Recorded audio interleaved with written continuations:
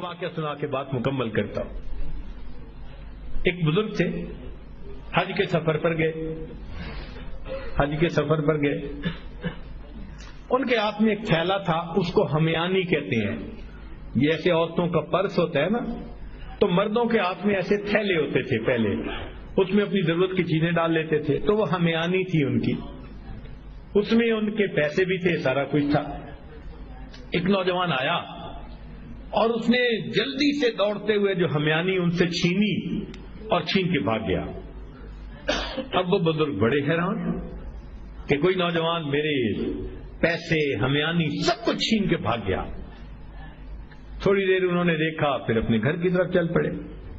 اللہ کی شان کہ جس نے ہمیانی چھینی تھی نا، یہ تھوڑی دور آگے گیا تو اچانک جو اس کے کیفیت ہوئی تو اس کی آنکھوں کی بینائی چلی گئی۔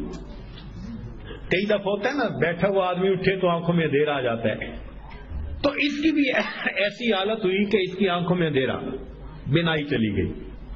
لو جی، اس نوجوان نے تو رونا شروع کر دیا۔ لوگوں نے پوچھا کیوں روتے ہو؟ کہنے لگا کہ میں نے ایک بندے کا تھیلا چھینا، پیسے چھینے، مجھے لگتا ہے اس نے بد دعا کی، اللہ نے میری بینائی چھین لی۔ ان کا بھئی وہ بندے وہ کہاں ہے؟ کہنے لگا فلاں حجام کی دکان کے قریب۔ انہوں نے کہا ہم تمہیں لے جاتے ہیں اور ہم وہاں اعلان کرتے ہیں، اگر وہ وہاں ہوں بڑے میاں تو وہ تمہیں معاف کر دے۔ چنانچہ وہ اس نوجوان کو لے کر وہاں حجام کی دکان کے پاس آئے۔ حجام سے پوچھا بھئی ایسا بوڑھا آدمی جو تھیلا لے کے گزرتا تھا، اس نے کہا دن میں 5 مرتبہ نماز کے لیے آتے جاتے ہیں، وہ اگلی نماز کے لیے پھر یہیں سے گزریں گے، تم انتظار کرو۔ سب انتظار میں بیٹھ گئے۔ اتنے میں وہ بڑے میاں بھی آ گئے۔ تو جب اس بندے کو بتایا کہ بھئی وہ بڑے میاں آ گئے، لوگوں نے بھی کہا معاف کر دیں، نوجوان نے بھی کہا پلیز مجھے معاف کر دیں۔ وہ کہنے لگے میں نے تو اسی وقت ہی معاف کر دیا تھا۔ بھئی معاف کر دیں، وہ بزرگ کہنے لگے میں نے تو اسی وقت معاف کر دیا تھا۔ وہ کہیں جی یہ آپ کے سارے پیسے لے کے بھاگ گیا اور آپ کہتے ہیں میں نے اسی وقت معاف کر دیا تھا۔ وہ کہنے لگے ہاں مجھے خیال آیا تھا جس کی وجہ سے میں نے اسی وقت معاف کر دیا تھا۔ تو لوگوں نے پوچھا کیا خیال آیا تھا؟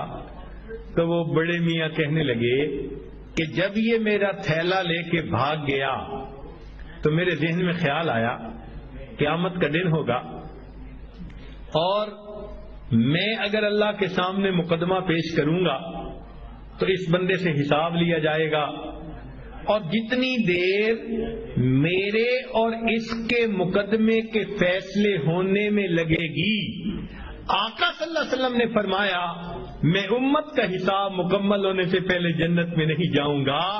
تو خیال آیا کہ جتنی دیر میرے مقدمے میں لگے گی، میری وجہ سے میرے آقا صلی اللہ علیہ وسلم کو جنت میں جانے میں دیر لگے گی، میں نے معاف کر دیا، نہ مقدمہ پیش ہوگا نہ میری وجہ سے میرے آقا کو دیر لگے گی۔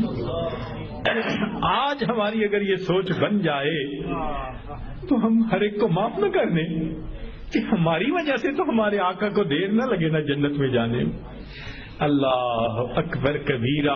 رب کریم ہمیں وہ ظرف عطا فرمائے، ہم اللہ کے بندوں کو اللہ کے لیے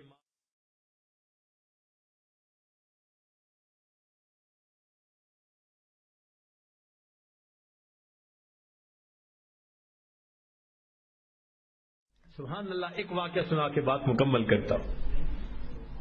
ایک بزرگ تھے،